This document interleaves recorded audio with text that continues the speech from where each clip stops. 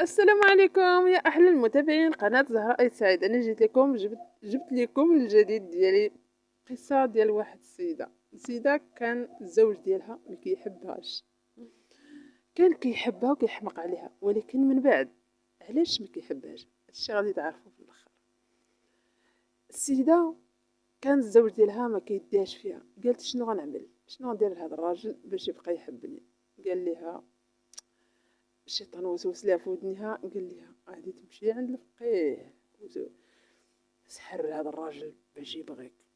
فعلا الشيطان غلبها ومشات عند الفقيه. قالت له السلام عليكم سي الفقيه.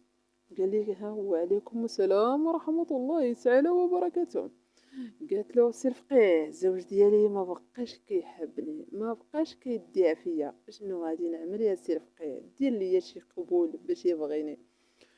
قال لها سي الفقيه ياه لالا، بغيتي الزوج ديالك يبغيك غادي تمشي تقلبي لي على السبع يكون حيه، وجيب لي الشعر ديالو، ما تجيبوش ليا ميت. غتقطع منه شعره وهو باقي حي. وفعلا السيده خدات واحد التحدي طويله باش تجيب له الشعر ديال السبع باقي حي. قلت شنو غادي نعمل؟ هيوا السيده يا لالا اسيدي ومشات. ملي لقات السبع الغابه، ملي لقات السبع ودات له اللحم يوميا، وهي كتقرب له بخطوه، كتسيب له اللحم وتمشي. الغد عاوتاني هكاك كتقرب منه خطوه بخطوه، خطوه بخطوه، حتى ولا السبع ولفها، ولا يعني رباتو ولفها حنين، يعني قربت منه، قطعت منه شعره، الشعر ديالو وجابتو ليه. قالت له السلام عليكم السي الفقيه. قال له وعليكم السلام، واش جبتي لي الشعر؟ قالت له ياه السي الفقيه انا جابت لك الشعر ديال السبع وجبتو باقي حي كما قلتي لي. قال لها انتيا كتعرفي السبع باش يعني تولفك وما عرفتيش الراجل ديالك؟ قالت له لا سي الفقيه. قال لها انا نعطيك الحل بلا ما تسحر له. الزوج ديالك الحل ديالو بين يديك، يولي يحبك، ديري هادشي اللي كنقول لك وغادي يولي يبغيك.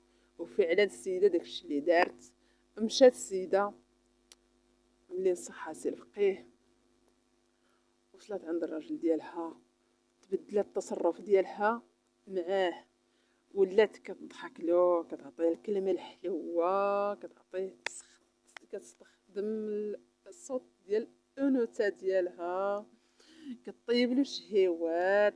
الزوج ديالي الحبيب. المهم حتى رجع الراجل ديالها حرير بين يديها، ولا كيحبها وكيحماق عليها. وكان هو كيقول كيفاش واش هاد المراه طبيعيه؟ واش كيقول لها المراه واش انتي كيفاش بحال هزيتي المراه وجبتي المراه؟ قالت له يا الحبيب ديالي انا هي المراه ديالك، ولكن فكرت مع راسي اسمح لي يا الحبيب ديالي، انا كنت كنغلط معاك، يعني كنغوت عليك، ولكن ما نبقاش نعاود. كان الفقيه قال لها رجع لي الخبر من بعد. وفعلا الزوج ديالها ولا كيخرجها ولا كيدعي فيها، ورجعت لعند الفقيه. قالت له سي الفقيه الوصيه ديالك هي رجعت لي الزوج ديالي. العيالات الازواج ديالكم ماشي سحور هي الحل.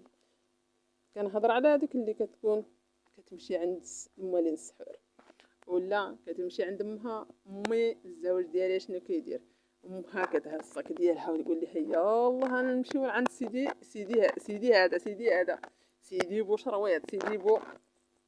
اتقوا الله،